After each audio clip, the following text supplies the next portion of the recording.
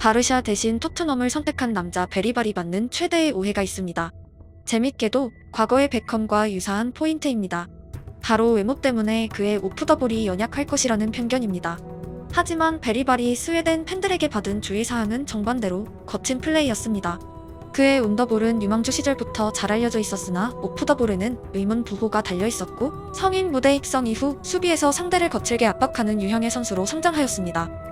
그의 축구가 아니라 외모만 봤던 사람들은 다음 시즌 베리발이 전사같이 뛰는 날마다 다소 놀랄지도 모를 정도로 축구의 거친 면에 강한 집념을 가지고 있는 선수입니다. 중앙 미드필더에게 거칠다는 표현은 보통은 칭찬입니다. 단, 절대적으로 카드를 조심해야 합니다. 과거 베컴은 맨유 등장 시점부터 비슷한 오해를 받았고 비교적 최근까지도 그의 경기를 보지 못한 사람들에게는 예쁘게 공을 찼다는 이미지가 있지만 베컴은 정반대로 엄청나게 뛰어다니고 수비에선 투박하더라도 밀어붙이는 타입의 선수였습니다. 유베와의 챔스에서 회색이 짙던 마지막 무렵까지 가장 활동적이던 맨유 선수 또한 베컴이었습니다. 어린 시절부터 외모에 대한 이야기를 많이 들은 두 명의 선수들은 공통적으로 사람들의 시선과 정반대의 모습을 가지려 노력했고 현재까지는 비교적 유사한 흐름으로 이어지고 있습니다. 여기서 많은 분들이 떠올릴 순간은 바로 베컴이 월드컵에서 퇴장당한 장면일 것입니다. 베리발 또한 PL에 처음 입성하면 당연히 거친 중원에서 자신의 본 모습을 보이고자 노력하겠지만 지나친 투지가 낳은 선배들의 부작용을 상기해야 할 것입니다. 아직 데뷔전도 치르지 않은 베리발에 대한 기대감이 토트넘 팬들 사이에서 왜 이렇게 증폭되고 있을까요? 그리고 리버풀을 거절하고 토트넘에 왔던 손흥민과 바르샤를 거절한 베리발의 데뷔 시즌이 흡사하게 진행될 이유가 무엇일까요? 우선 베리발의 최근 득점은 많은 사람들을 놀라게 했습니다. 비록 3부 리그 팀을 상대로 터트린 득점이었지만 상대 수비들은 전혀 그의 움직임을 제어하지 못했습니다.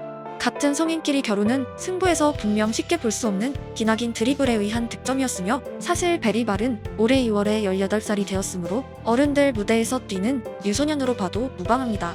아무리 뛰어난 유소년이라도 성인 수비수를 상대로 드리블하기 힘든 이유는 피지컬입니다. 이는 유소년 무대에서 날아다녔던 일부 선수가 성인 데뷔와 동시에 급격히 사라질 때의 주요 이유입니다. 하지만 베리발은 18살의 나이에도 이미 성인에 근접한 피지컬과 파워를 보유했고 신체끼리 부딪혔을 때도 웬만큼 거대한 센터백이 아닌 이상은 버텨내고 있습니다. 기본기를 바탕으로 간결한 온더볼은 오랜 그의 특장점이고 일부 리그 수준에서도 통용되는 필살기입니다. 파워만큼은 미지수였으나 프로 데뷔 1년 만에 대부분의 스카우터들이 내린 결론은 오케이 사인입니다. 베리발이 어떤 선수인지 설명하는 가장 단순한 방법은 바르셀로나가 어떤 선수들을 원해왔냐입니다. 과거의 샤비, 부츠케츠, 이니에스타, 그리고 비교적 현대의 대용, 페드리 같은 선수들이 가진 공통점은 경기장에서 춤을 추는 드리블러 타입이 아니라 간결한 터치로 상대를 벗겨내는 것입니다. 그리고 정확한 패스는 산소처럼 당연히 장착하고 있고 전술 이해도와 팀 플레이 또한 뛰어난 선수들이 주로 바르셀로나를 거쳐갔습니다. 바르샤가 특히 어린 선수들을 영입할 때의 기조는 요한 크루이프 시대 이후 거의 변함없이 통용되고 있습니다.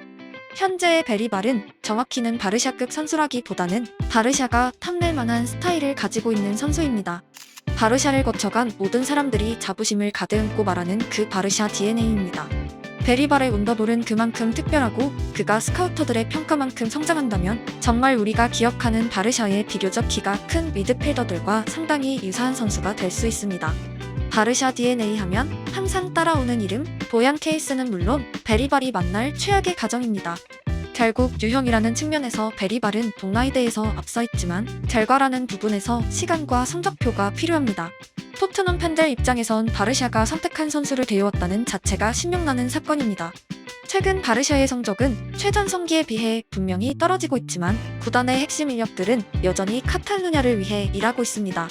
즉 메시, 샤비, 이니에스타를 발굴해낸 과거의 눈들이 여전히 바르샤 시스템에 대를 이어 남아있습니다. 뿐만 아니라 토트넘에서 베리발을 원한 첫 인물은 바로 랑게 신임 단장입니다.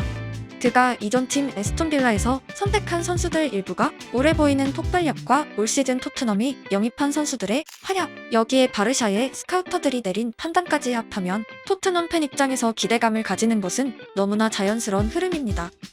베리발이 토트넘을 선택하며 외친 한마디는 PL은 세계 최고 리그이다였습니다. 최근 라리가의 위상이 분명 10년 전과 조금은 색깔이 달라지고 있습니다. 비교적 최근까지 레알 바르샤는 PL 최고 선수들이 세계 최고 몸값을 받고 입단하는 끝판 보스 같은 팀들이었다면 2000년대 이후 출생자들은 PL에 더 큰 매력을 말하고 입단하는 경우가 부쩍 늘어나고 있습니다. 무려 6개의 팀이 우승을 경쟁하는 리그는 과거 70주 시절의 세리에 이후 처음이고, 레알과 바르샤는 호날두와 메시가 경쟁하던 시절에 비해선 화려함을 잃고 있습니다. 시대도 세대도 축구도 빠른 속도로 변하고 있고, 베리발의 말처럼 세계 최고 리그는 부정할 수 없이 EPL이 되었습니다. 결국 베리발은 세계 최고의 선수들과 직접 경쟁해야 하는 숙제를 안게 되었습니다. 첫 단추는 당연히 주전 경쟁입니다. 그의 머리에는 아마도 어린 시절부터 지켜보고 자란 맨시티, 리버풀, 아스날 선수들이 존재하겠지만 토트넘의 중앙 미드필더들은 결코 만만한 선수들이 아닙니다.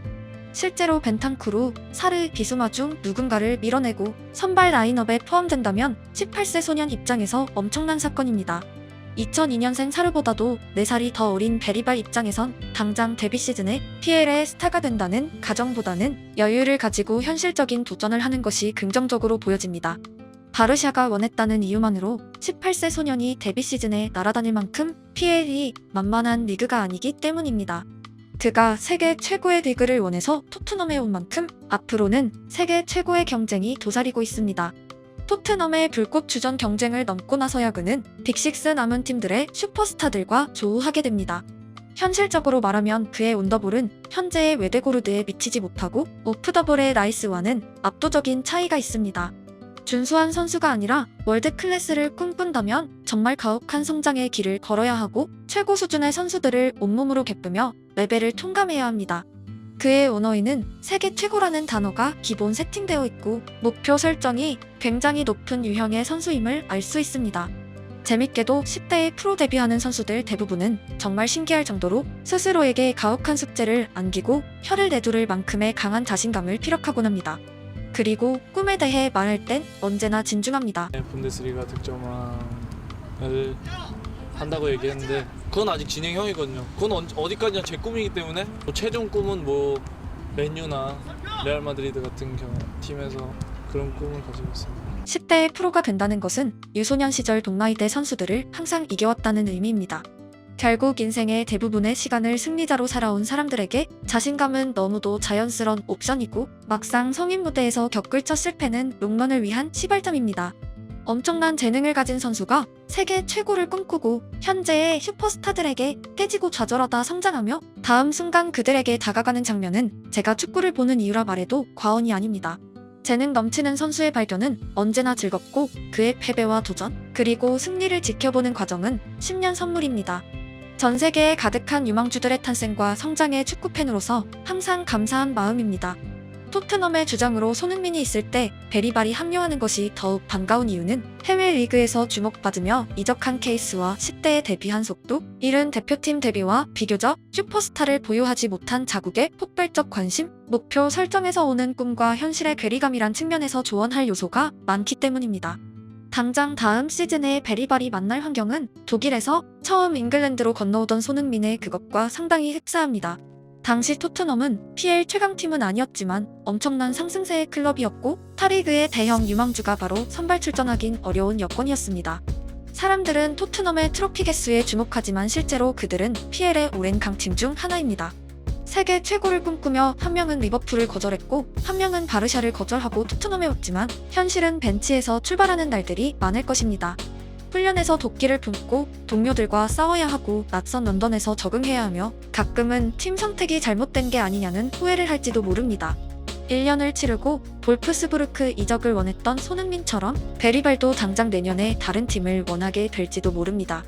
하지만 적응기를 끝낸 손흥민이 결국 당시에는 비교조차 하기 힘들던 거대한 이름들을 차례차례 격파하고 PL 득점왕에 오른 생생한 결과는 분명 어린 선수에게 제시하는 바가 있습니다. 모든 이의 출발은 힘겹습니다. 결과는 결국 과정을 견뎌낸 사람들이 누리는 선물입니다.